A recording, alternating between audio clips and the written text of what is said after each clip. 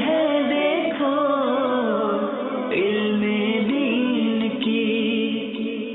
سوالات تو بہت سارے ہیں عمران بھائی. ابھی پچھلے دنوں مذاکرہ کر رہا تھا، رات میں مذاکرہ کرتا ہوں میں، تو اس میں ہیلے کے بارے میں ایک وہ سوال آیا نا، تو اس میں کچھ جوابات بھی ارشاد ہوئے باپا کی طرف سے. لیکن یہ یعنی ہیلا عوام اتنے جلدی ہضم نہیں کرتی، اس پہ کمنٹس بھی کرتی ہے کہ یہ ہر چیز میں ہیلا نکال لیتے ہیں، اور پھر یعنی کوئی بھی بعض کمنٹس ایسے ہوتے ہیں کہ مولوی جو ہوتے ہیں نا وہ اپنے ہر کام میں ہیلا نکال لیتے ہیں، دوسروں پر اگر کوئی بات ہو نا تو اس پہ نہیں یہ نہیں کرنا، یہ ناجائز ہے، یہ نہیں کرنا، یہ بری بات ہے، اور اپنے لیے سارے ہیلے اور اوکے ہو جاتے ہیں. تو اس پہ اس وقت جواب تو دیا گیا تھا، لیکن بہت سارے میرے جیسے اور بھی ہوں گے جن کو تشفی نہیں ہوگی، اتنے جلدی ہضم بھی نہیں ہوتا، ان کے معدے بھی خراب ہوتے ہیں.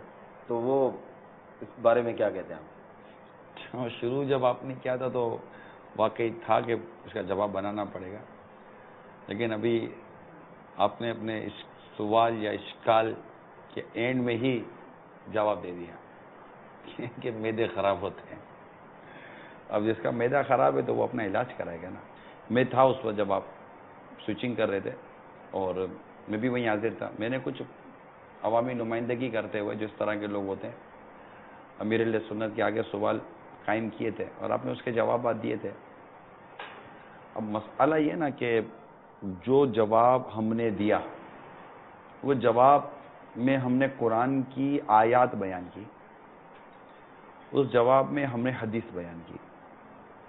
اب اگر کوئی شخص یہ کہتا ہے کہ یار یہ قرآن مجید کی جو آپ نے آیات بیان کی یا جو آپ نے حدیث بیان کی، یہ ہمیں مطلب اس پر ہمیں مطلب کہ وہ میں کیا بولوں، میں تو بولتے ہوئے بھی تھوڑی سی وہ زبان بھاری پڑ رہی ہے. تو یہ سوچنا تو اس کو چاہیے نا. ہاں اگر ہم کہتے ہیں نہیں نہیں بس جو بول دیا نا وہ ہے، تو ایک بات ہوتی ہے. ایک شخص اعتراض کرتا ہے، اگر کسی بھی اعتراض کا جواب اگر کوئی قرآن کی آیت کے ذریعے اور پھر اس کے شان نزول کے ذریعے، اس کے ترجمہ و تفسیر کے ذریعے دیا جا رہا ہے، اور اگر کوئی حدیث بیان کی جا رہی ہے، حدیث کے تحت جو شرح لکھی گئی ہے وہ بیان کی جا رہی ہے. اگر آپ امیر علیہ سنت کی بات کرتے ہیں تو امیر علیہ سنت نے کہیں بھی اپنا جملہ تو نہیں نہ دہرایا. ایک اس کی وضاحت میں اپنے کلام ہونا ایک بات ہوتی ہے، لیکن کہیں پر کسی مفسر کی بات کی، کہیں کس تفسیر کی بات کی، تو کہیں کس حدیث اور اس کی شرح کی بات کی. تو بزرگوں کے ہی اقوال بیان کر کے ہی سمجھایا جا رہا ہے کہ یہ ہے. اب یہ کہنا کہ مولوی اپنے لیے راستے نکال رہتے ہیں، تو یہاں بالخصوص جو امیر علیہ سنت کے جو جواب ہے، آئیے ہم آپ کو جواب ہی سنا دیتے ہیں. مسئلہ کیا تھا یہ تو اب ہم کو پتہ چلے.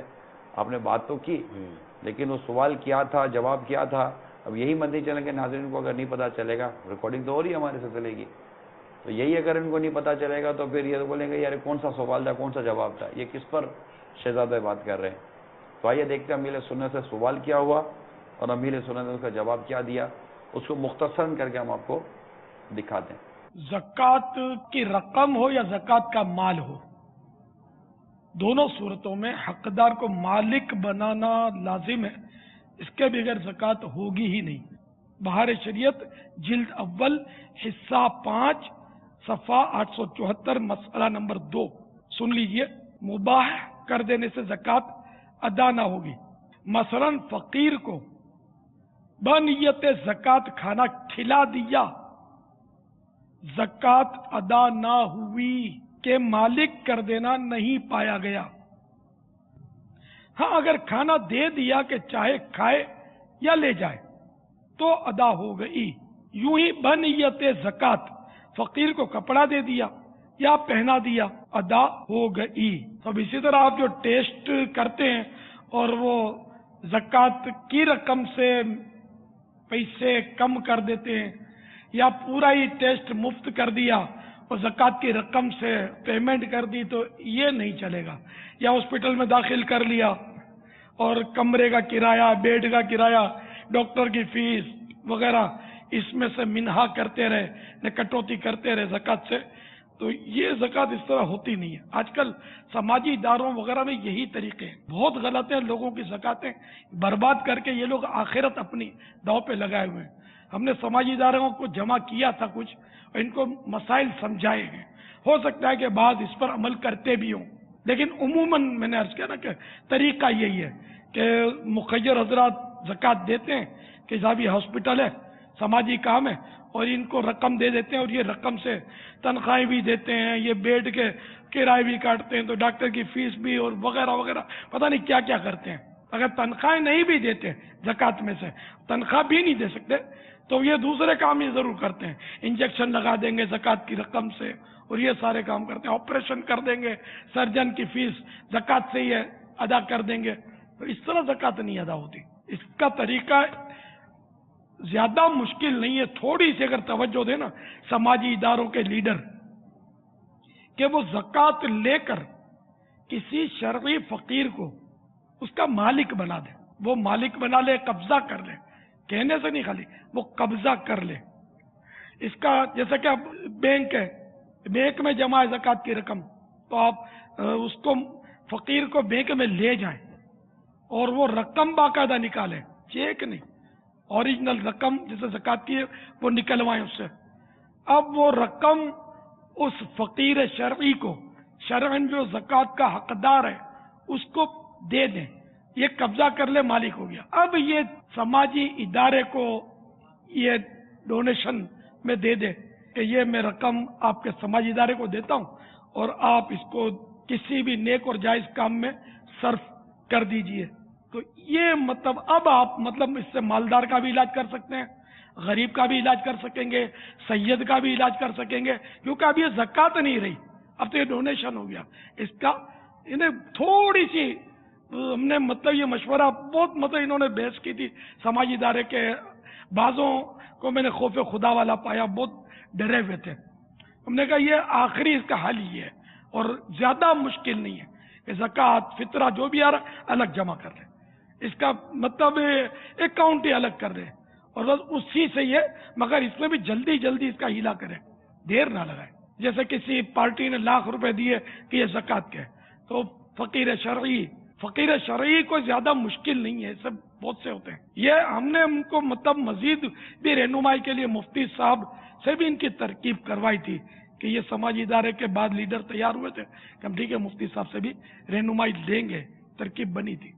تو انشاءاللہ کوئی مشکل نہیں. اب بھی ہمارا دارالفتہ اہل سنت آپ کی رہنمائی کے لیے حاضر ہے. ڈاکٹر صاحبان بھی اپنا اگر اس طرح کا زکوٰۃ کا اکاؤنٹ رکھتے ہیں مریضوں کا علاج کرنے کے لیے، بہت اچھی بات ہے، علاج کرنا چاہیے، لیکن وہی زکوٰۃ سے علاج کریں گے تو زکوٰۃ میں جواز کی صورت یہ ہوگی کہ مثال کے طور پر یہ حقدار ہے مریض، تو اب زکوٰۃ کا دینا تو یہ دوا ہے، یہ زکوٰۃ کی ہے، تو یہ دوا اس کو مریض کو مالک بنا دیں گے، تو یہ زکوٰۃ اس دوا کی تو ادا ہو جائے گی. لیکن آپ نے جو انجیکشن گھونپ دیا اس کو، یا ڈاکٹر کی فیس میں کاٹ لیا، یا بیڈ کا کرایہ میں اس کو کاٹ لیا، تو ان حصوں کی زکوٰۃیں نہیں ہوں گی. مالک بنانا شرط ہے. تو دوا کا بھی مالک بنا سکتے ہیں. یہ البتہ صورت ہو سکتی ہے کہ جیسے سرنج ہے اور انجیکشن کی دوا ہے، جو بھی ہے، یہ مریض کو مالک بنا دیا جبکہ حقدار ہے. اب وہ مریض آپ کو کہتا ہے کہ مجھے ذرا لگا دو، اب لگا دیا، ٹھیک ہے، لیکن اب وہ وہی کہ یہ سید نہیں ہونا چاہیے اور زکوٰۃ کا حقدار، یہ مسائل ہوں گے اس میں. سید کو نہیں دے سکتے، ہاشمی کو نہیں دے سکتے. تو اس لیے وہ ہیلہ شرعی جو میں نے بتایا نا، اس میں سادات کرام کی بھی آپ خدمت کر سکیں گے اور ٹینشن فری ہو کر آپ دوا سب کو دے سکیں گے. ورنہ جتنے بھی سماجی ادارے ہیں نا، ان میں تقریباً مسائل ہی مسائل ہوتے ہیں، اور سب بھی ان سے دوائیں لے رہے ہیں، ایمبولینس ان کی استعمال ہو رہی ہیں اور مفت علاج ہو رہے ہیں، آدھے چارج میں علاج ہو رہے ہیں. تو آدھے چارج میں آدھا چارج جو زکوٰۃ سے پیمنٹ ہوتا ہے، مفت میں پورا پیمنٹ سورس کے ذریعے. سادات کرام تو ویسے ہی وہ سورس کی بھی ضرورت نہیں پڑتی ہوگی، چاہے غریب ہو سید زکوٰۃ نہیں لے سکتا نا. اور ویسے جو میڈیم طبقہ ہے وہ سورس کے ذریعے آدھی رقم کروا لیتا ہوگا، یہ زکوٰۃ سے پیمنٹ کرتے ہوں گے. تو یہ قیامت دن حساب کون دے سکے گا اس کا؟ اتنی زکوٰۃیں بیچارے، اس کو عوام کو پتہ نہیں ہے مسئلہ، لیکن خیر عوام کو بھی ان مسائل کی معلومات ہونی چاہیے کہ جو بھی زکوٰۃ آپ کو دیتے ہیں یہ آپ کو اپنی زکوٰۃ کا وکیل کرتے ہیں، مالک تھوڑی کرتے ہیں. کہ آپ صحیح جگہ پر اس کی زکوٰۃ کو لگائیں، لیکن آپ جس طرح لگا رہے ہیں آپ دیکھ لیں۔ یہ تھا سوال اور یہ تھا امیر علیہ سنت کا جواب۔ یہ بتائیے کہ امیر علیہ سنت نے اپنے لیے کون سا راستہ نکالا تھا؟ اگر مطلب کہ یہ بتائیے کہ اگر شرعی ہیلا، کیونکہ زکوٰۃ براہ راست مسجد میں نہیں لگ سکتی، ٹھیک ہے، اب مساجد بنانے کے لیے صاف رقم لوگ نہیں دے رہے نا۔ اعتراض اس پر ہے کہ جو صاف رقم نہیں دے رہا، اس سرمایہ دار کو پتہ ہے کہ زکوٰۃ مسجد میں نہیں لگتی، پھر بھی وہ زکوٰۃ مسجد میں کیوں دے رہا ہے؟ کہ وہ زکوٰۃ مسجد میں ڈائریکٹ نہیں لگے گی، لیکن اس کا شرعی ہیلا کریں گے۔ تو جو لوگ شرعی ہیلے کو قبول کر کے اربوں روپے کی زکوٰۃ دے ہی رہے ہیں کہ جس کا شرعی ہیلا ہو رہا ہے، وہ بھی تو سرمایہ دار طبقہ ہے۔ وہ کیوں نہیں کہتا کہ جناب یہ مولوی اپنا راستہ خود نکال لیتے ہیں؟ کیونکہ ہو سکتا ہے کہ وہ یہ بات سمجھتے ہوں کہ اگر یہ مسجد بنائیں گے، یعنی اگر کوئی دعوت اسلامی مساجد بناتی ہے اور کوئی بھی عاشقان رسول مساجد بناتے ہیں، کسی نے 10 بنائے، کسی نے 15 بنائے، کسی نے 25-50 مساجد بنائے، تو کون سے پوری کی پوری مسجد کے اندر ان کے بچوں نے نمازیں پڑھنی ہیں؟ اب اگر دعوت اسلامی نے اس سال باب المدینہ کراچی میں اگر 60 سے زیادہ مساجد بنائی ہیں، خدہ المساجد کہتے ہیں، تو کہ 60 مساجد میں کہ دعوت اسلامی والے ہی جا کے نماز پڑھیں گے؟ جہاں مسجد بنی ہے وہاں کے محلے والے، علاقے والے عاشقان رسول نماز پڑھیں گے، انڈرسٹوڈ سی بات ہے۔ جب دنیا میں کہیں بھی مساجد بنتی ہے تو وہی نماز پڑھیں گے۔ تو مساجد بنائے کس کے لیے جا رہی ہیں؟ عوام کے لیے، ٹھیک ہے۔ اب اگر راستہ نکلا تو راستہ مولوی حضرات اپنے لیے نکال رہے ہیں کہ عوام کے لیے نکال رہے ہیں؟ تو ایسا اس میں ہوتا یہ ہے کہ زیادہ تر بات یہ کی جاتی ہے زکوٰۃ فطرہ جو بھی آتا ہے مولوی حضرات اپنے لیے تو اٹھا لیتے ہیں، غریب کیا کریں گے؟ زیادہ تر تو قبضہ یہ لوگ کر لیتے ہیں کہ وہ اسی سے پھر ہیلا کرتے ہیں اور پھر کہتے ہیں کہ آئے چلو اس سے مسجد بنا دی۔ غریب اتنی عوام جو غریب غربا جو مر رہے ہیں، سیلاب ہوتا ہے، زلزلے آتے ہیں، ان چیزوں میں جو استعمال کرنی چاہیے۔ اب یہ کیا کرتے ہیں مولوی اپنے پیسے اٹھاتے ہیں، مطلب زکوٰۃ فطرہ اٹھایا اور اس کو شرعی ہیلا کیا اور مسجد میں لگا دیا، تو یہ تو ان کا حق تھا، یہ ان کو کیوں نہیں دیا؟ دیکھیے 1 by 1 چلتے ہیں۔ آپ نے کہا مولوی، یہ لفظ میں آپ کو نہیں لگتا کہیں بو آ رہی ہے؟ یہ مولوی کون ہوتا؟ داڑھی والا؟ داڑھی والے کون تھے؟ یہ داڑھی کس کی سنت ہے؟ سرکار صلی اللہ تعالیٰ علیہ وآلہ وسلم کی سنت۔ آپ کو کوئی مولوی کیوں نہیں بولتا بھائی؟ بلکہ اگر آپ یوں نارمل جاؤ تو آپ کو لوگ مولوی بولیں گے، آپ کو مولوی بولیں گے، لیکن جب آپ چندہ لینے جاؤ گے تو پھر آپ کو زیادہ بولیں گے یار یہ مولوی۔ نارملی آپ کو کوئی یوں نہیں بول رہا ہوتا، ٹھیک ہے نا۔ تو اب مسئلہ یہ کہ اول تو یہ جملہ کہ مولوی یوں کرتے ہیں، تو یہ نا ایک پرانا ایشو ہے کہ مولوی، مولانا، ایک داڑھی والا مولانا اگر بیٹھ کر اس کے ٹکا کھائے، مرغی کھائے اور ساتھ فالودہ رکھا ہو نا تو بولیں گے اے مولوی مزے لگے پڑے مولوی کے نا، خوب مرغیاں ٹانگوں کے ٹانگے کھائے جا رہا ہے۔ یعنی یہ داڑھی منڈانا جس کی داڑھی نہیں ہے، جو نماز ایک ٹائم کی نہیں پڑھتا، یہ سود کھاوے، رشوت کھاوے، یہ جو بھی کھائے تو یہ جنٹل مین کہلاتا ہے۔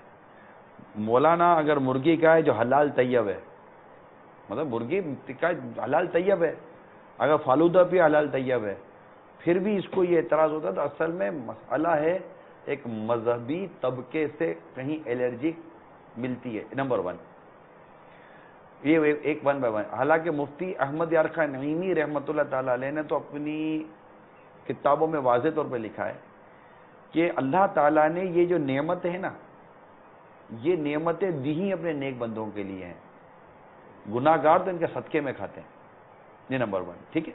یہ تو ایک بات ہو گئی۔ اب دوسری طرف آپ کو چاہتے ہیں یہ تو ایک الرجی ہے، اس کو تو ختم کرنا چاہیے، نمبر 1۔ اب نمبر 2 یہ کہ یہ غریبوں کو دینا چاہیے، ضرورت مندوں کو دینا چاہیے، اس سے انکار کس نے کیا؟ آئیے میں آپ کو دعوت اسلامی کا اعلان سناتا ہوں جو امیر علیہ سنت نے زکوٰۃ اور عطیات کے بارے میں کیا کہ پہلے غریبوں کو دو، رشتہ داروں کو دو، اور جو بچ جائے نا وہ دعوت اسلامی کو دینا۔ آئیے سنتے ہیں وہ اعلان۔ ہمارا سوال یہ ہے کہ زکوٰۃ کس مد میں خرچ کرنا چاہیے؟ زکوٰۃ کے پیسے کو ہم کہاں خرچ کریں جس کا زیادہ سے زیادہ مجھے یہ مطمئن ہو جاؤں کہ یہ پیسہ میرا جائز جگہ میں خرچ ہو گیا؟ ثواب زکوٰۃ کا اس صورت میں زیادہ ملے گا کہ اپنے کسی قریب ترین رشتہ دار کو جو زکوٰۃ کا حقدار ہو اس کو دیا جائے، مگر وہ سید نہ ہو، ہاشمی نہ ہو، نہ آپ اگر سید ہیں تو پھر اپنے ان عزیزوں کو بھی کہ جو سید ہیں ان کو نہیں دے سکیں گے، اگر غیر سید ہیں، ہاشمی نہیں ہیں تو پھر دے سکیں گے۔ تو یہ سب کے لیے کہ جو اپنے قریب ترین عزیز کو کہ جو حقدار ہو زکوٰۃ کا اس کو زکوٰۃ دی جائے، اور اگر ایسے نہیں ہے حقدار اپنے خاندان میں کوئی تو پھر جو حقدار ہو اس کو دیں، دعوت اسلامی کو دیں۔ تو یہ دعوت اسلامی انشاءاللہ آپ کے لیے دین کے کام کرتی رہے گی جو کر ہی رہی ہے۔ زکوٰۃ مال کا میل ہے، لینے والا محسن ہے، تو اس میں بارگیننگ کرتے ہیں بیچارے، حالانکہ اس کو تو خود پہنچا دینا چاہیے۔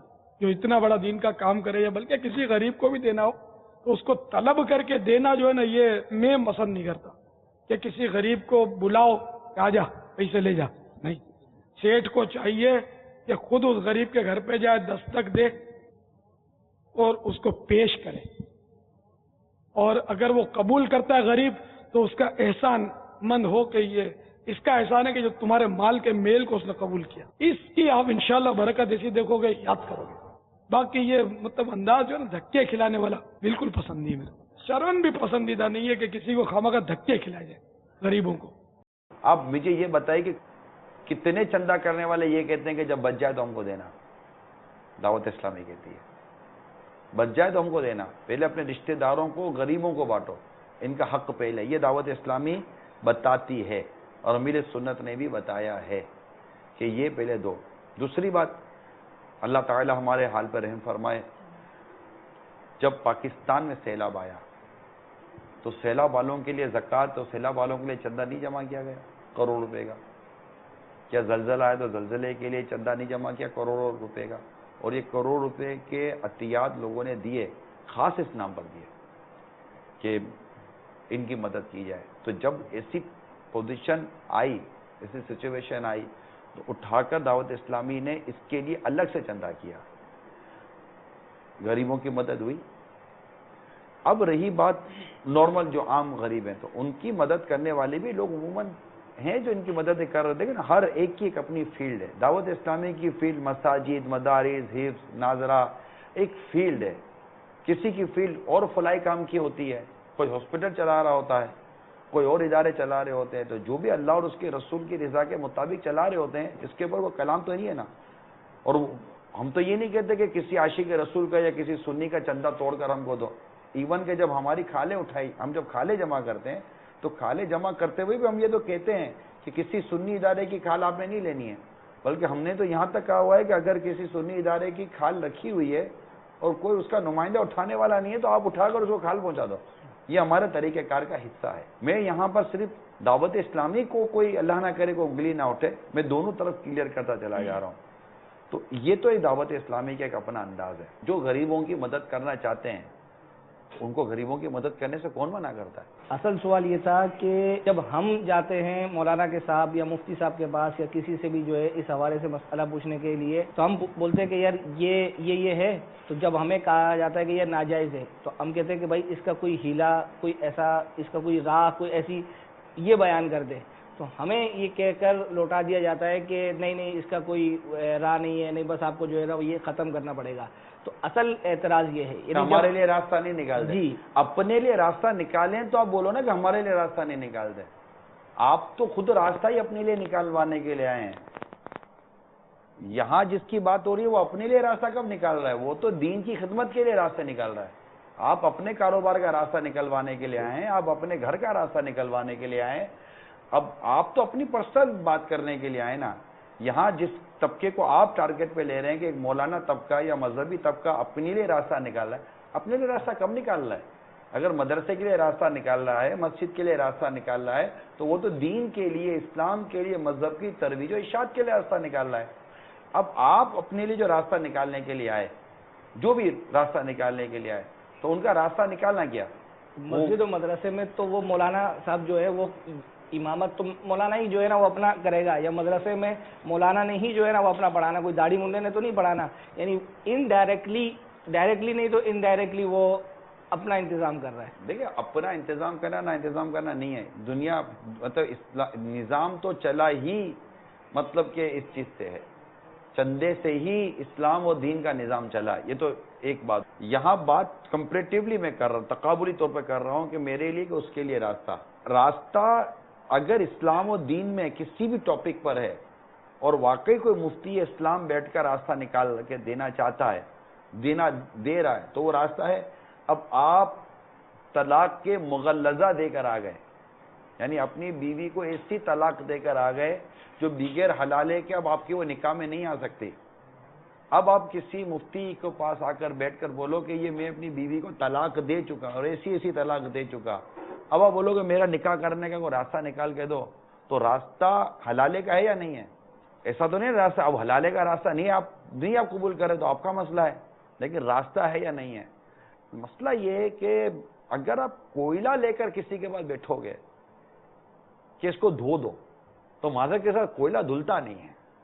آپ کوئلہ لے کر تو نہیں نا ہو، آپ پتھر ایسا لے کر آئے جس میں کالا رنگ چڑھا ہوا ہے یا کوئی ایسا ہے تو چلو اس کو گھسا کر صاف کر کے ہم کوشش کریں. کوئی بھی جو بھی مفتی ہوگا وہ چلو وہ اس طرح کی کوئی کوشش کر لے گا. تو یہ ہے، یہ دیکھیں یہ ایلیگیشن جو ہے نا یہ نہیں ہونا چاہیے. یہ ایلیگیشن بعض یہ خود بیچارے مذہب سے دور ہوتے ہیں، یہ خود دین کے معاملے سے دور ہوتے ہیں. اور یہ ایک طبقہ ہے جو اس طرح خدمت خلق اگر کرنا چاہتا ہے اور وہ مسجد اور مدارس اور اس طرح کے کاموں میں دلچسپی نہیں لیتا، تو اس کو کب یہ گوارا ہے کہ وہ مسجد مدرسہ اور دین کے کام کرنے والوں کو ہدف تنقید بنائے، جبکہ دین کا کام کرنے والے، مسجد مدرسہ کرنے والے، اچھا وہ دین کا کام نہیں ہے اس کام نہیں منع کرتے. بھائی لوگوں کی فلاح و بہبود کے کام کرنا، ان کی خیر خواہی کرنا، غریبوں کی مدد کرنا، یتیموں کی مدد کرنا، ان کے دیگر امور کو انجام دینا معاملات کا حصہ ہے، ہمارے دین کا حصہ ہے. اگر اس کو بھی کوئی شریعت کے مطابق کرتا ہے تو ٹھیک ہے. ہم نے خود فیضان مدینہ کے اندر جو یہ برادریاں والے ہوتے ہیں، کمیونٹی چلاتے ہیں، اس پر ان کو باقاعدہ جمع کیا ہے، ان کی حوصلہ افزائی بھی کی ہے اور ان کو شریعت کے مطابق راستے بتائے. اب آپ بتا راستہ. اب وہ جو لوگ آئے تھے، آئیے میں آپ کو اس کی جھلک دکھا. میرے دو سوال ہیں. ایک تو یہ کہ ہم زکوٰۃ اور فطرہ اور دیگر عطیات کو ایک ہی بینک اکاؤنٹ میں جمع کروا سکتے ہیں. دوسرا سوال یہ ہے کہ ہم جماعت میں رمضان میں زکوٰۃ جمع کرتے ہیں اور وہ پورے سال ہم فلاحی کاموں میں استعمال کرتے ہیں، آیا وہ کیا ہم پورے سال اس پیسوں کو استعمال کر سکتے ہیں؟ حتیٰ کہ اس پیسوں کا ہیلا نہیں ہوتا. تقریباً میرے خیال سے جماعتوں میں یہی ہوتا ہوگا کہ ہیلا نہیں ہوتا. تو کیا ہم وہ فلاحی کام میں وہ پورا سال استعمال کر سکتے ہیں دوسرے رمضان آنے تک؟ زکوٰۃ اور فطرے میں تو یہ شرط ہے کہ کسی حقدار کو مالک بنایا جائے اور باقی چندہ جو ہے وہ جس مد میں دیا گیا اسی میں استعمال کیا جائے. اب جبکہ ان کے مد الگ الگ ہیں تو ان کا اکاؤنٹ بھی الگ ہوگا. اچھا، اب رہی زکوٰۃ، تو زکوٰۃ کا جس کا سال پورا ہو گیا تو بلا عذر بلا مجبوری وہ اب اس میں تاخیر کرے گا تو گناہ گار ہوگا. فطرے میں ایسا نہیں ہے. فطرہ اگر تاخیر کرتا ہے تو وہ ساری زندگی سمجھو اس کا وقت ہے، جب بھی وہ ادا کرے گا وہ ادا ہے. لیکن زکوٰۃ میں یہ ایک باریکی ہے کہ اس کا مطلب ہے کہ سال پورا ہو تو وہ خرچ کر دے. اب یہ سماجی ادارے ہوئے یا مذہبی ادارے ہوئے، ان کو جو لوگ زکوٰۃ دیتے نا، اگرچہ ان کو یہ ساری نہیں پتہ ہوتی، لیکن حقیقت میں یہ زکوٰۃ اداروں کو نہیں دیتے. اداروں کو زکوٰۃ نہیں دی جا سکتی، مسجد کو زکوٰۃ نہیں دی جا سکتی، تعمیرات میں زکوٰۃ نہیں لگ سکتی. یہ زکوٰۃ دیتے ہم لوگوں کو وکیل کرتے ہیں، اپنا نمائندہ بناتے ہیں، اپنا نائب بناتے ہیں کہ یہ ہماری زکوٰۃ جو ہے یہ صحیح جگہ پر اس کا استعمال کر لے. یہ ہوتا ہے سر. تو آپ لوگ کو یہ جو دیتے ہیں تو ادارے کہ آپ کو اپنا وکیل کرتے ہیں لیکن نائب بناتے ہیں. اس میں اب یہ کہ آپ کو ان کی پوری دیانت داری کے ساتھ اس زکوٰۃ کو کام میں لگانا ہوگا. تو زکوٰۃ کو تو صرف حقدار کو مالک بنانا ہوگا. یہ بھی نہیں کہ چلو بھائی کوئی مسکین ہے اس کو ہاسپٹل میں داخل کر دیا، اب اس کا جو کرایہ ہے یا بیڈ کا کرایہ ہے یا اس کی دواؤں میں انجیکشنوں میں وہ اس کو اب یہ سب کر کے اس کو کاٹ لیا زکوٰۃ میں. یہ بھی جائز نہیں. اس کو مالک بنانا پڑے گا، چاہے وہ علاج کرے، چاہے کھائے یا ساری رقم اٹھا کے کسی اور کو دے دے. یہ ضروری ہے. نہیں، یہاں تک بہار شریعت میں لکھا ہے کہ زکوٰۃ کا کھانا، زکوٰۃ میں نوٹیں ضروری نہیں ہے، ہر چیز دے سکتے ہیں. تو زکوٰۃ کا کھانا کسی فقیر کو دیا، حقدار کو دیا اور اس کو بولا کہ کھا لو، تو زکوٰۃ نہیں ہوگی. تو تیرے توجہ کا مسئلہ ہے کہ اگر زکوٰۃ کا کھانا اس کو دیا اور اس کو کہا کھا لو تو زکوٰۃ نہیں ہوگی. زکوٰۃ کا کھانا اس کو دے دے، اب چاہے کھائے، چاہے کھلائے، چاہے بیچے، جو چاہے کرے، تو زکوٰۃ ادا ہوگی. تو اب یہ کہ اگر سماجی اداروں میں واقعی مجھے اس کی تشویش تو ہے کہ اس کا درست استعمال نہیں، اور یہ بیچارے شاید وہ کوئی کار ثواب سمجھ کے کرتے ہوں گے، لیکن ان پر وہ کروڑ روپے کے ڈنڈ جمع ہو رہے تمام، جن کی زکوٰۃ لی اور درست استعمال نہیں کیا. تو یہ سچی بات ہے کہ وہ ہے تو کلیجہ پھاڑ بات، لیکن یہ کہ وہ دل ہلا دینے والی بات ہے کہ یہ توبہ سے بھی اس کا گزارا نہیں ہے. جس چیز کی زکوٰۃ جتنی کسی نے لاکھ دی، کسی نے 10,000 دی، کسی نے 10 لاکھ دی، وہ سب اس کو ادا کرنی پڑے گی، جبکہ کسی نے اس کا مس یوز کر دیا ہو. تو یہ کوئی بھی کام ہو نا، اس میں مطلب پہلے اس کے اصول سیکھنے فرض ہیں. جیسے کہ دنیاوی معاملات میں کوئی درزی بننا چاہتا ہے تو ویسے ہی وہ کینچی لے کر مشین پر نہیں بیٹھ سکتا، وہ پہلے سیکھتا ہے. کمپیوٹر کا کمپوزنگ کرنی ہے تو کسی کو استاد بنائے گا، وہ سیکھے گا تو پھر جا کر وہ کمپوزنگ کرنے قابل ہوگا. تو دینی معاملات بھی ایسا ہی ہے کہ جو دینی کام کرنا ہے وہ اس کو جو بھی اپنے اوپر اس کا کام ہے اس کا سیکھنا جو ہے نا، اس کے ضروری احکام سیکھنا فرض ہے. اب یہ کہ ہم لوگ جب یہ بولتے ہیں تو بعض اوقات آدمی جو آزاد ہوتے ہیں نا، یار یہ مولانا بہت مشکل بنا دیتے ہیں. تو دنیا کے کون سے تمہارے کام آسان ہیں؟ کتنی باریکیاں ہیں. سائنس کرتے ہو، کتنی باریکیاں ہیں. اب آپ کو سائیکل تو چلانا آتی نہیں ہے، وہ قوم ہوائی جہاز اڑاتی ہے نا، تو آپ کو ہوائی جہاز کی باریکیاں بتائے کہ یوں بٹن دباؤ، نہ یوں کرو، نہ یہ چیک کرو، وہ یار یہ بہت مشکل ہے. تو پھر یہ بھی تو مشکل ہے نا. وہ دین مشکل نہیں ہے، دین بہت آسان ہے. چلو اس کا جذبہ اگر مل جائے تو کوئی مشکل نہیں. بات یہ ہے کہ یہ جو بینک کے اندر میں جو جاتا ہے بندہ، تو کتنے روپے کا وہ ہیلا کر سکتا ہے؟ کہ ایک سرٹن اماؤنٹ ہونی تو چاہیے نا، کہ 50 لاکھ روپے ایک آدمی کو دے دیا، ایسا نہیں ہو کہ وہ آدمی بھی پھر زکوٰۃ دینے کے قابل ہو جائے. تو اس کا کیا مسئلہ ہے کہ ابھی ایک آدمی کو 50 لاکھ روپیہ دے دیا، تو وہ سوال ہی پیدا ہوتا ہے کہ 50 لاکھ روپے کا تو وہ تو صاحب مال ہو گیا، تو پھر کیا کریں؟ اسی کے اندر میں وضاحت کچھ چاہتے ہوئے. اس میں ایسا ہے کہ جیسے کہ وہ حقدار ہے نا، زکوٰۃ کا حقدار یہ طے ہو گیا. اس زکوٰۃ کے حقدار کو ہم نے 50 کروڑ روپے دے دیا اٹھا کے زکوٰۃ کے، تو بھلے اب وہ صاحب نصاب ہو گیا لیکن یہ زکوٰۃ ادا ہو گئی. اب جب تک یہ اس رقم کا مالک ہے دوسری بار اس سے ہلا نہیں کر سکتے، اب تو یہ مالدار ہو گیا. تو اپنا طریقہ یہی ہے نا کہ وہ اس کو دے دیے، وہ قبضہ کر کے واپس اپنے کو لوٹا ہی رہے گا، واپس دے دے گا، واپس فقیر بن جائے گا، آپ دوبارہ اس کو زکوٰۃ دے سکتے ہیں. آپ نے اس کو دے دیا، وہ صاحب مال ہو گیا تو مالدار ہو گیا نا، تو پھر اس کے اوپر میں زکوٰۃ مطلب یہ کہ لاگو ہو سکتی ہے کیا؟ وہ کب لاگو ہوگی؟ جب سال پورا ہوگا اور وہ حاجت یہ کلیریفیکیشن ہے. ہاں اسی لیے، کیونکہ بعض مرتبہ ہمارے یہاں پہ یہ ہوتا ہے کہ وہ لاگو ہو جائے گی تو وہ مالدار ہو جائے گا، تو پھر اس کے اوپر میں اور پیسے لگ جائیں گے. ہاں وہ سال بھر تک روک کے رکھے گا اور اس کو مطلب ہے کہ وہ حاجت سے زائد وہ 50 کروڑ ہے، اس سے اس پر بھی زکوٰۃ ہوگی. یہ جو لوگ آئے تھے، یہ لوگ کیا تھے؟ دعوت اسلامی کا کام کرتے تھے؟ نہیں، دعوت اسلامی والے تو نہیں ہے، یہ تو کمیونٹی والے لوگ ہیں، برادری والے لوگ ہیں اور ہاسپٹل والے لوگ ہیں، مگر ان کو راستہ نکال کے دے رہے ہیں. ٹھیک ہے، ہم نے کہا نعت خانوں کا مسئلہ ہے، نعت خان اجرت نہیں لے سکتا، نعت خان اجرت نہیں لے سکتا، نعت خانی کی اجرت یہ حرام ہے.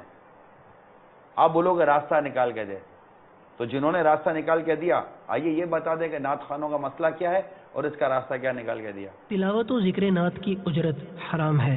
میرے آقا اعلی حضرت امام اہل سنت مولانا شاہ احمد رضا خان علیہ رحمت الرحمان کی بارگاہ میں اجرت دے کر میت کے ایصال ثواب کے لیے ختم قرآن و ذکر اللہ عز و جل کروانے سے متعلق جب استفتاء پیش ہوا تو جواباً ارشاد فرمایا، تلاوت قرآن و ذکر الہی عز و جل پر اجرت لینا دینا دونوں حرام ہے. لینے دینے والے دونوں گناہگار ہوتے ہیں، اور جب یہ فعل حرام کے مرتکب ہیں تو ثواب کس چیز کا اموات یعنی مرنے والوں کو بھیجیں گے؟ گناہ پر ثواب کی امید اور زیادہ سخت و اشد یعنی شدید ترین جرم ہے۔ اگر لوگ چاہیں کہ ایصال ثواب بھی ہو اور طریقہ جائزہ شرعیہ بھی حاصل ہو یعنی شرعن جائز بھی رہے، تو اس کی صورت یہ ہے کہ پڑھنے والوں کو گھنٹے 2 گھنٹے کے لیے نوکر رکھ لیں اور تنخواہ اتنی دیر کی ہر شخص کی معین یعنی مقرر کر دیں۔ مثلا پڑھوانے والا کہے میں نے تجھے آج فلاں وقت سے فلاں وقت کے لیے اس اجرت پر نوکر رکھا کہ جو کام چاہوں گا لوں گا۔ وہ کہے میں نے قبول کیا، اب وہ اتنی دیر کے واسطے اجیر یعنی ملازم ہو گیا، جو کام چاہے لے سکتا ہے۔ اس کے بعد اس سے کہے فلاں میت کے لیے اتنا قرآن عظیم یا اس قدر کلمہ طیبہ یا درود پاک پڑھ دو۔ یہ صورت جواز یعنی جائز ہونے کی ہے۔ فتاوی رضویہ جلد 10 صفحہ 193 194۔ نعت خواں کی اجرت کا شرعی حیلہ۔ اعلیٰ حضرت کے اس مبارک فتوے کی روشنی میں نعت خواں کی بھی ترکیب ہو سکتی ہے۔ مطلوبہ نعت خواں کو اپنے یہاں تنخواہ پر ملازم رکھ لیں، مثلا ذی قعدۃ الحرام، ذو الحجۃ الحرام اور محرم الحرام۔ ان تینوں مہینوں کا اس طرح اجارہ یعنی اگریمنٹ کریں کہ سارا وقت اور اس کا ایک ایک سیکنڈ آپ کا۔ اب اس دوران چاہیں تو اس سے کوئی سا بھی جائز کام لے لیں یا جتنا وقت چاہیں چھٹی دے دیں۔ یہ تھا نعت خوانوں کا مسئلہ اور یہ تھا راستہ۔ تراویح کی اجرت ناجائز ہے۔ یہ کس کا راستہ تھا؟ مذہبی طبقہ ہے۔ تراویح کی اجرت ناجائز ہے، تراویح کی اجرت ناجائز ہے۔ اب راستہ ہم نکال کے دے رہے ہیں، ہم سے مراد فقہا نے راستہ نکال کے دیا نا۔ یہ لیجئے تراویح کا مسئلہ اور یہ اس کا راستہ، آپ بھی دیکھ لیجئے۔ تراویح کی اجرت کا شرعی حیلہ۔ اس مبارک فتوے کی روشنی میں تراویح کے لیے حافظ صاحب کی بھی ترکیب ہو سکتی ہے۔ مثلا مسجد کی کمیٹی والے اجرت طے کر کے حافظ صاحب کو ماہ رمضان المبارک میں نماز عشاء کے لیے امامت پر رکھ لیں اور حافظ صاحب بالطبع یعنی ساتھ ہی ساتھ تراویح بھی پڑھا دیا کریں، کیونکہ رمضان المبارک میں تراویح بھی نماز عشاء کے ساتھ ہی شامل ہوتی ہے۔ یا یوں کریں کہ ماہ رمضان المبارک میں روزانہ 3 گھنٹے کے لیے مثلا رات 8 تا 11 حافظ صاحب کو نوکری کی آفر کرتے ہوئے کہیں کہ ہم جو کام دیں گے وہ کرنا ہوگا، تنخواہ کی رقم بھی بتا دیں۔ اگر حافظ صاحب منظور فرما لیں گے تو وہ ملازم ہو گئے۔ اب روزانہ حافظ صاحب کی ان 3 گھنٹوں کے اندر ڈیوٹی لگا دیں کہ وہ تراویح پڑھا دیا کریں۔ اب میں آپ کو ایک ماضی میں لے کے جاتا ہوں۔ آپ کو پتا ہے کہ مذہبی اصلی پر امامت کی اجرت حرام، مذہب اصلی پر۔ یہ تو اب بھلے نا کوئی بھی اعتراض جو بھی اعتراض کرتا ہے نا اس کے سامنے چلو میں سوال کھڑا کرتا ہوں، کیا بولتے ہیں کہ یہ آپ لوگ راستہ نکال لیتے ہو؟ تو مذہب اصلی پر امامت کی اجرت حرام ہے۔ ہمارے فقہا نے ہی تو راستہ نکال کے دیا نا کہ اب حالات ایسے ہیں کہ امامت کی اجرت جائز ہے۔ اب آپ امام نکال کے دو جو اجرت نہ لے، کیسے آپ نظام چلائیں گے؟ اب کوئی ایسا شخص جو اس کام کے اوپر اگر کلام کرتا بھی ہے، وہ کسی ایسی مسجد کے امام کے پیچھے نماز پڑھتا ہے جس کی اجرت نہ ہوتی ہو، تو امامت کی اجرت اصل مذہب پر تو ناجائز ہے، حرام ہے، لیکن فقہا نے ہی تو راستہ نکالا نا۔ یہ راستہ فقہا نے کہ اپنے لیے نکالا؟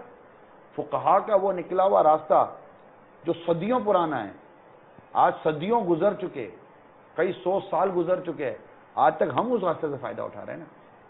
جتنے مدرسے بنے ہم ہی فائدہ اٹھا رہے ہیں نا۔ آج اگر دعوت اسلامی کے مدارس میں 1,10,000 سے زیادہ مدنی منیا پڑھ رہے ہیں، یہ کس کے بچے ہیں؟ ہو سکتا ہے میں کوئی آپ کے بھی ہوں یا جو ہمارے مدرسہ کے ناظرین ہیں ان کے بھی ہوں۔ جن سینکڑوں مساجد کے اندر ہم اسلامی بھائی ہمارے نمازیں پڑھ رہے ہیں، عاشقان رسول نمازیں پڑھ رہے ہیں، ہو سکتا ہے ان مساجد میں آپ بھی نماز پڑھ رہے ہیں، آپ بھی پڑھ رہے ہو، تو کیسے بنی؟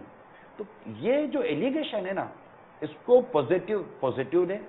جو بھی اس طرح کی گفتگو کرتے ہیں ان کو پوزیٹیو لینا چاہیے کہ یار اگر انہوں نے کوئی راستہ نکالا ہے تو وہ راستہ شریعت کا مطابق ہے۔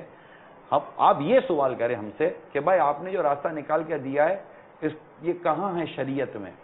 ہم تو مسلمان سے بات کریں گے نا، مسلمان شریعت کی دلیل نہیں مانے گا تو پھر کس دلیل کو مانے گا؟ تو ہم تو شریعت کی دلیل دے رہے ہیں کہ یہ ہے۔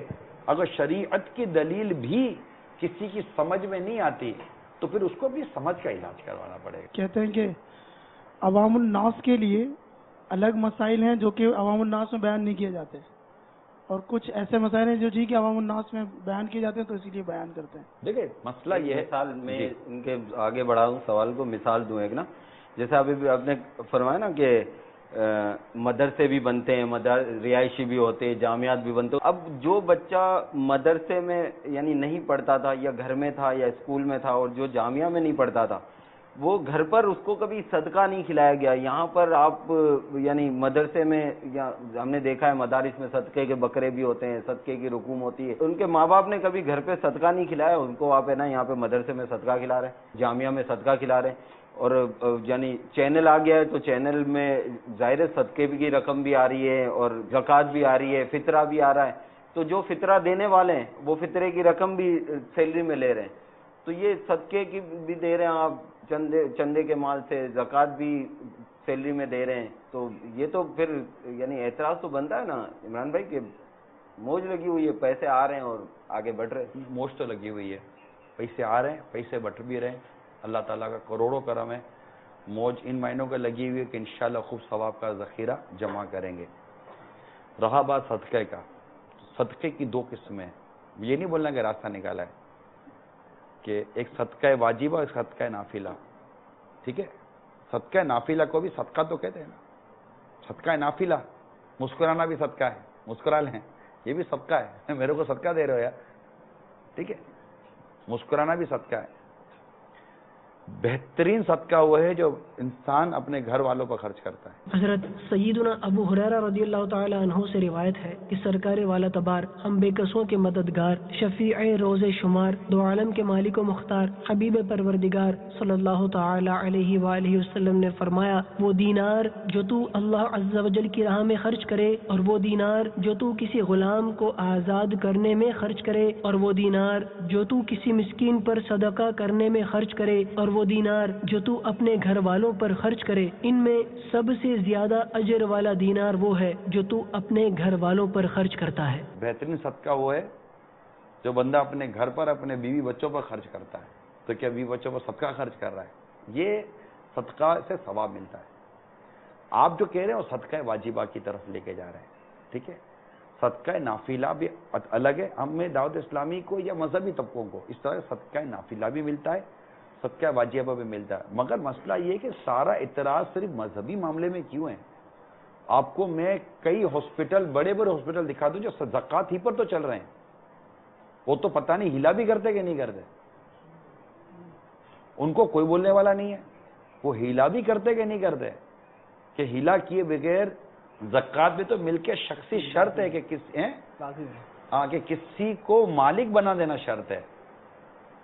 اور اب وہ زکوٰۃ آ گئی تو زکوٰۃ کو اس کے دعوت اسلامی ہو یا اس طرح کے جو بھی دین کے مطابق کام کرنے والے, یہ تو ایک شریعت کا بہت بڑا حکم پر عمل کر رہے ہیں کہ زکوٰۃ آئی, اور زکوٰۃ آنے کے بعد اس کو مطلب تملیک شخصی کی طرف چلا گیا اور ایک کو مالک بنا دیا. اب مالک بنا دیا, اب وہی تو ہلا ہے, وہ آ کر دوبارہ آ گیا. لیکن مجھے بتائیے کہ بڑے بڑے ہسپتال, بڑے بڑے فلاحی ادارے انہی پر تو چل رہے ہیں, اور ان میں جا کر بڑوں کے علاج ہوتے نہیں ہوتے.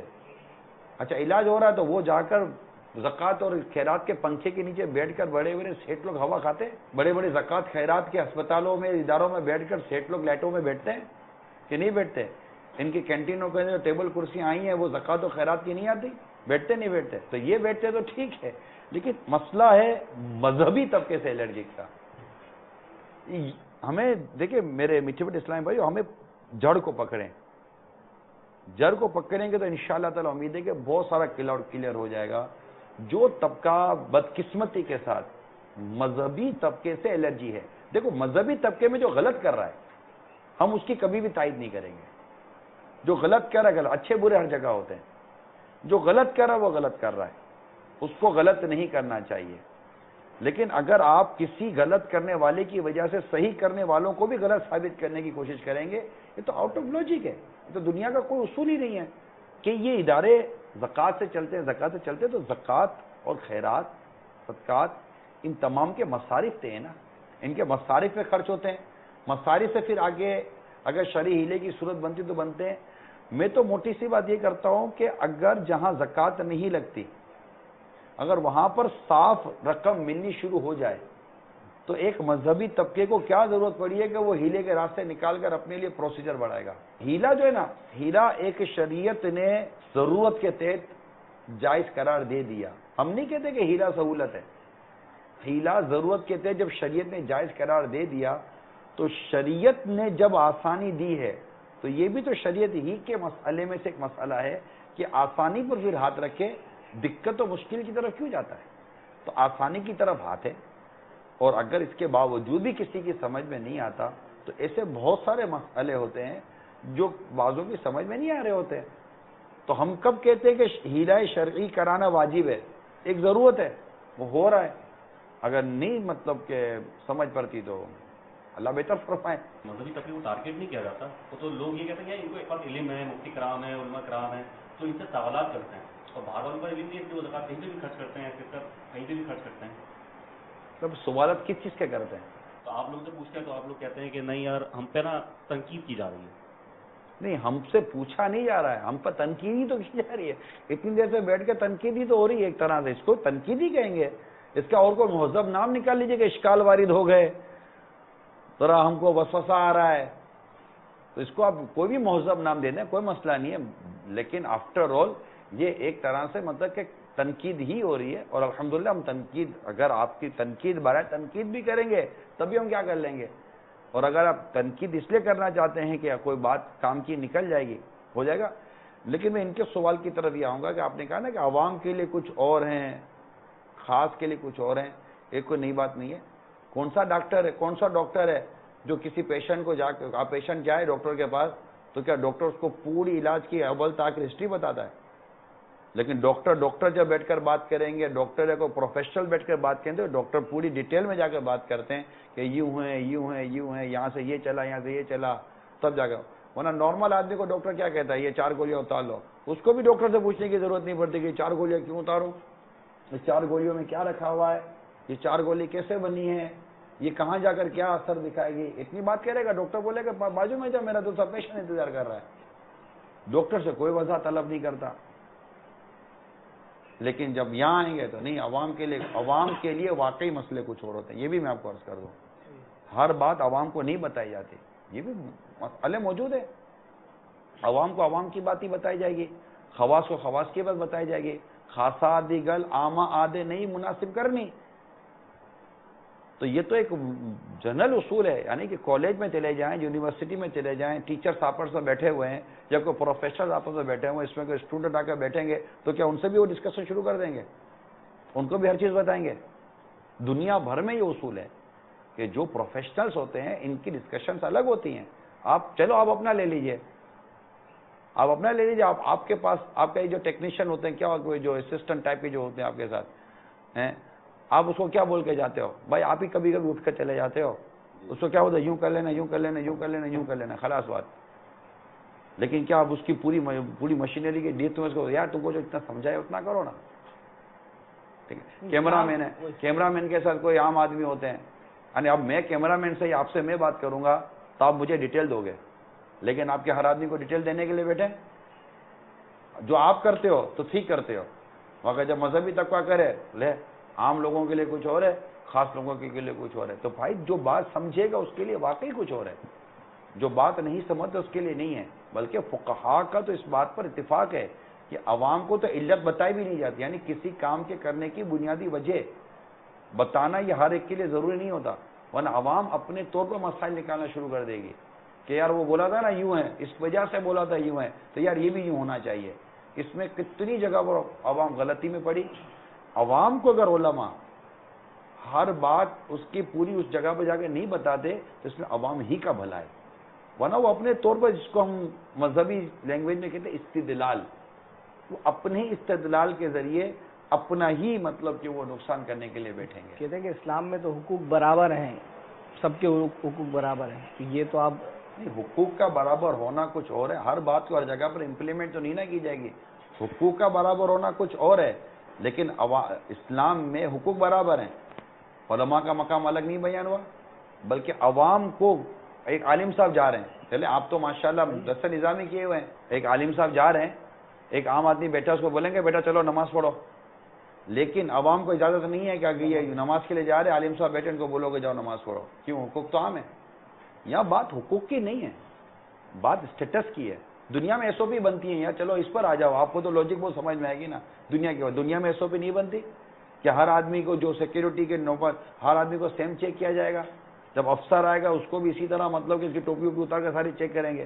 ہر ایک ایس او پی الگ ہوتی ہے, ہر ایک کے اسٹینڈرڈ الگ ہوتا ہے, ہر ایک کے پرنسپلس الگ ہوتے ہیں.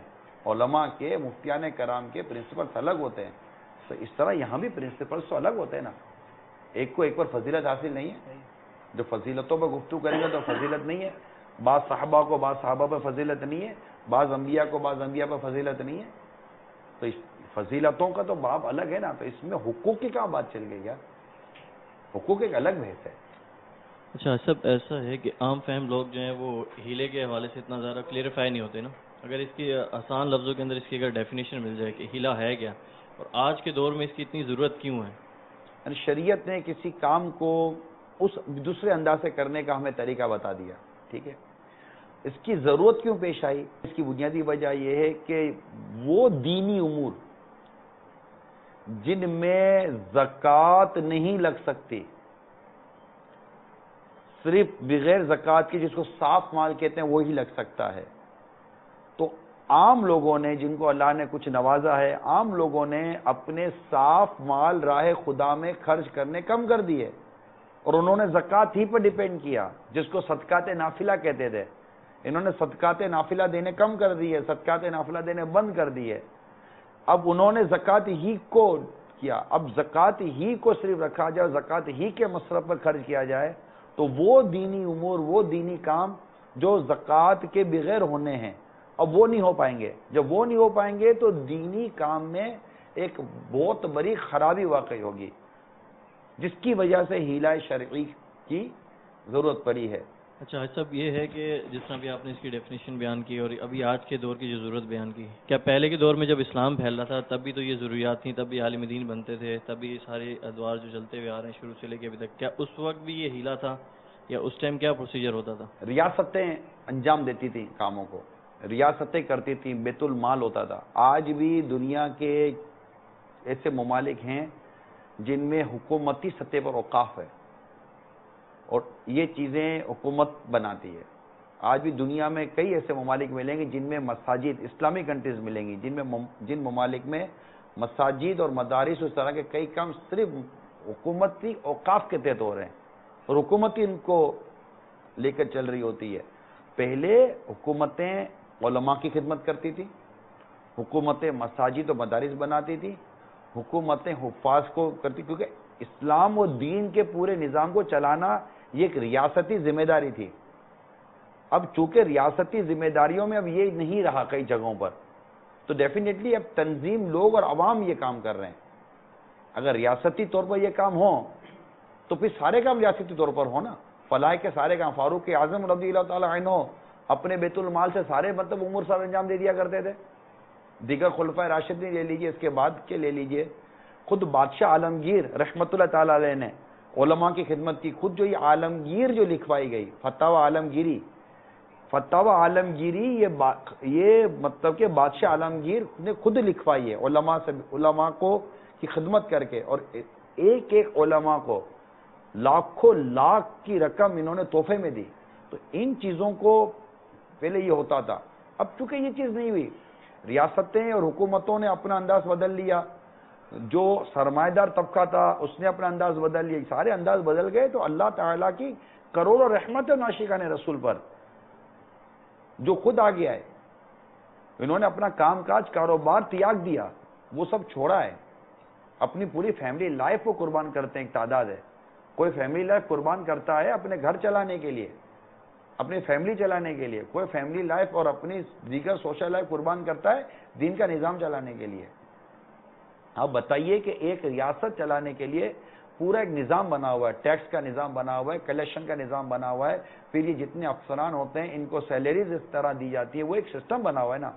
جب ایک ریاست چلانے کے لیے اتنے بڑے مطلب کہ مینجمنٹ کی ضرورت ہے تو دین اور اسلام کا نظام چلانے کے لیے کتنے بڑے مینجمنٹ کی ضرورت ہوگی, کتنی مساجد کی ضرورت پڑیں گی, کتنے مدارس کی ضرورت پڑے گی, کتنے حفاظ کی ضرورت پڑے گی. اب حفاظ ہی نہیں بنیں گے تو ہمیں تراویح کون پڑھائے گا؟